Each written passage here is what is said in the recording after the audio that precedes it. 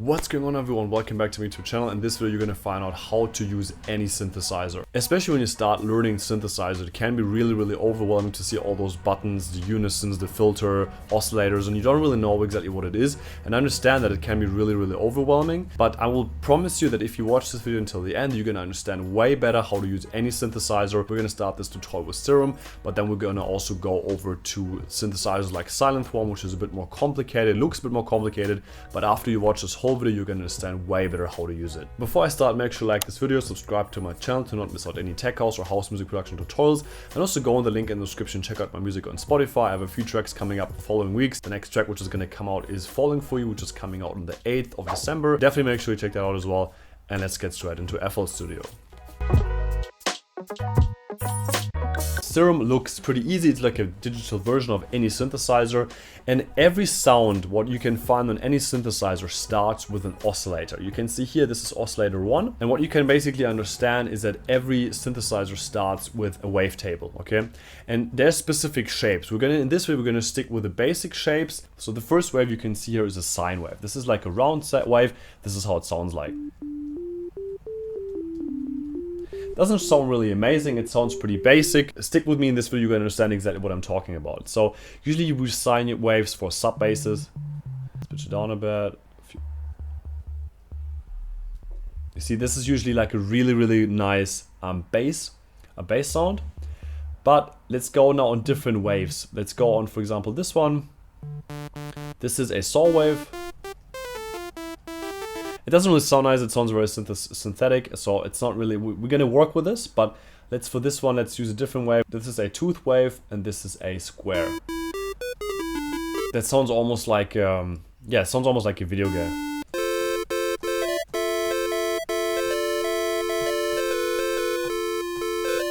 I'm pretty sure you know this sound if you played Pokemon on a Game Boy in the past. This is exactly how it sounds like. Anyway, I like to work with this sine wave because it's a very simple wave. And then what we can do with different settings here. Unison means it has different voices. It goes stereo.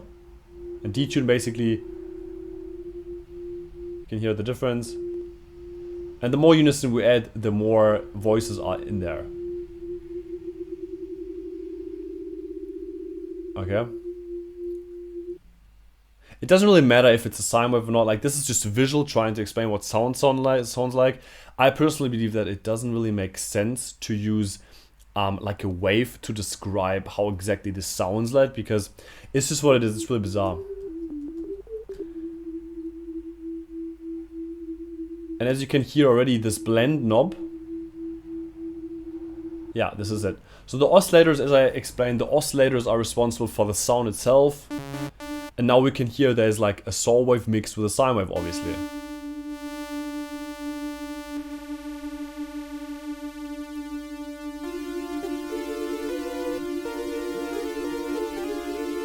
Sounds already way better than just the sine wave before.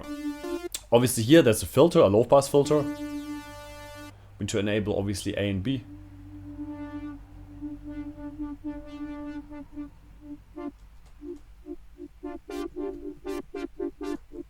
And we just play a little bit with the settings with this cutoff filter. Add a bit of resonance. To have more this zero sound. And what we can do now, which is like one of the most important settings in every synthesizer, you're gonna find this in every synthesizer, not just here in Serum. Usually it's called the ADSR settings, but in this synthesizer it's called the attack, hold, decay, sustain, and release. So the attack basically describes how fast the sound is gonna sound. So as soon as you press the keys, it takes 1 second until the sound actually comes in. But what we want to do is we want to create like a pluck. So we're gonna just make this kind of shape. So this sounds like a pluck more, right?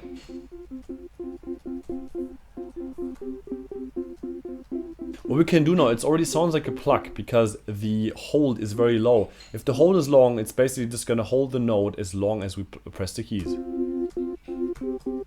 If we increase the release, that means that after we release the keys on our keyboard, it's still gonna be there, you're still gonna hear the noise. It has more like a free vibe, more atmospheric and stuff. Make sure you comment below this video as well what kind of tutorial you want me to cover in my next production tutorial, so you will understand music production way easier. And this is basically just for you to understand how music production works. So what we're gonna do now, we're gonna take envelope 1, which is just the ADSR settings, and put it and drag it straight over to the cutoff. I want less really. This is a bit clicky. Usually we don't want 0.0 milliseconds because you're gonna hear this click in the end. So always like do a little bit like what 0. That's better.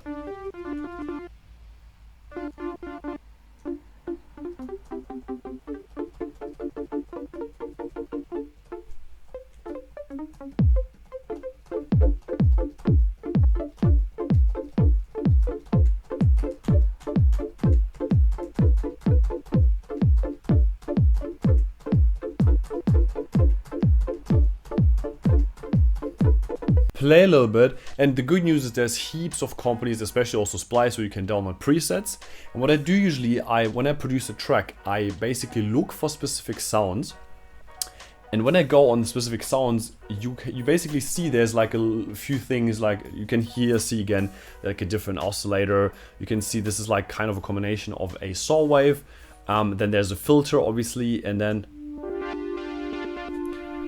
what you can hear, this like automation, is this LFO tool applied to which wave it is. This is the whole wave again in 3D, right? So this LFO tool, basically it goes up, which means that it's gonna jump from this wave to this wave, to this wave to this wave. As you can see here, this is what it does. If we change all the LFO tool, or let's say we even assign this LFO to something else, we assign it to the cutoff.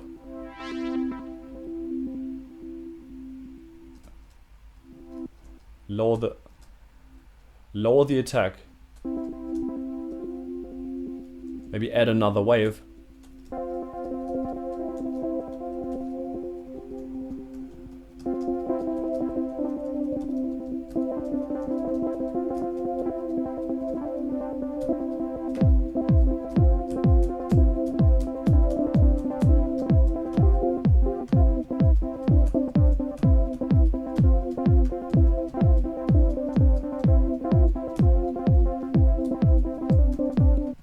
So basically this LFO tool is a automation for any parameter. You can hear, for example, here is the semitones, like how many semitones this goes up. Very easy. Then this little setting here on the oscillator, this one here, this is like just let's say like a smaller version of semitones. It's like the percentage wise how much it goes up. This is like 100% to the next note, to the next semitone. Then we have obviously the octaves.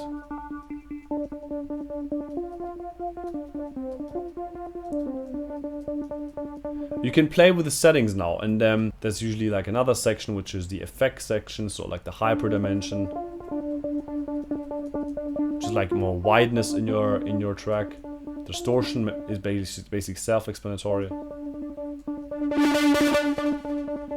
Whoa, not so much, eh? Flanger. It feels like, for me, a flanger sounds like it's twisting, it's turning, the sound is turning.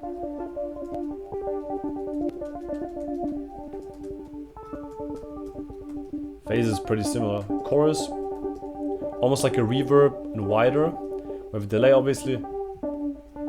We have reverb, obviously. So basically every synthesizer has a specific setting. Now to understand this whole concept, what I try to explain here, let's jump into Sylenth1 and explain this whole thing in a more complicated synthesizer. So it looks pretty complicated, but if you think about it, it's pretty much exactly the same as Serum. It always starts here with oscillator A1. So what kind of wave is it? You can see this is a square wave. We have like all sorts of waves, a tri-saw wave, noise. That's just a noise, we don't really want that. Let's stick with the saw wave. We can obviously add again unison, which is voices. And then we can usually, the detune is lower, like the unison. It makes it wider. This is like perfect for a build-up, especially for techno.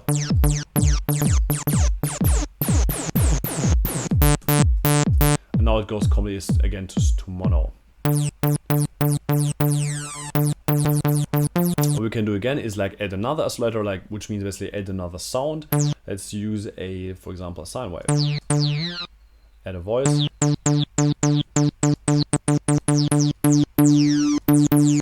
You can hear like it adds some sort of color to it, eh?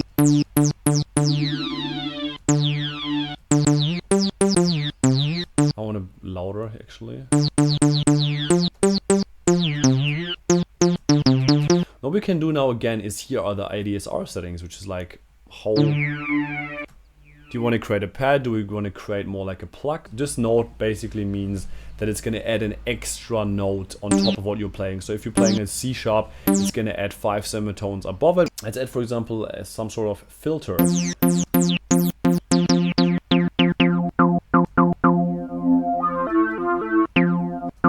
Obviously this input select, which means oscillator A, is the input of this filter.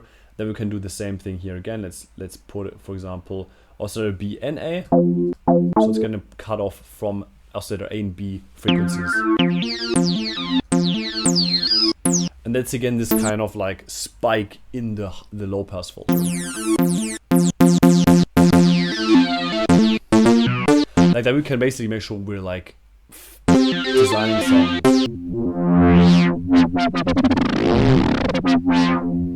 So what you can see is this is again LFO21, which is basically an automation for whatever sound we're using. So for example here, let's use, for example, cutoff 1.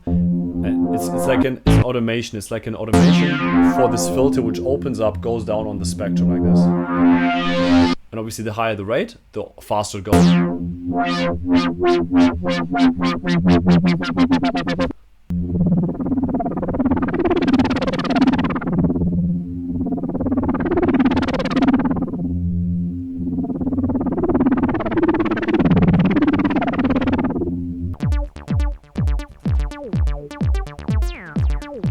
Add some more reverb.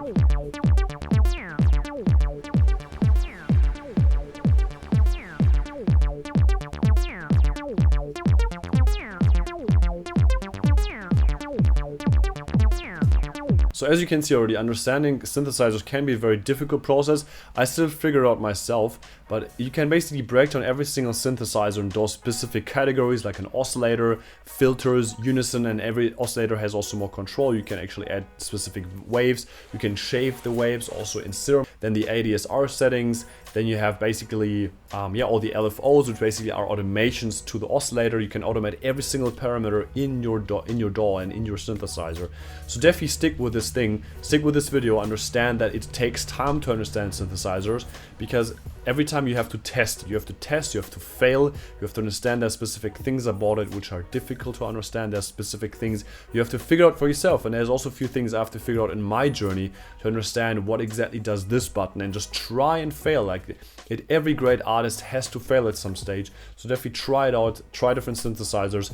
I personally love to stay with Serum because it's very visual as well, and I love understanding how it actually works. But a lot of times on my tracks, especially on the track I wanted, and also the track which is going to come out very soon, I basically just looked up a preset or what I thought matches to the sound, and then tweaked on the sound. I added some effects, I took away some frequencies, I added maybe another wave to it. So definitely just stick with presets and change the preset, because this is exactly how you master being a professional music producer, to like design the sound the way how you want it to do. But this is a long process, and don't be afraid just because it's really difficult in the beginning. I hope you like this video, guys. Make sure you like it, subscribe to my channel, and I'll see you guys in the next video.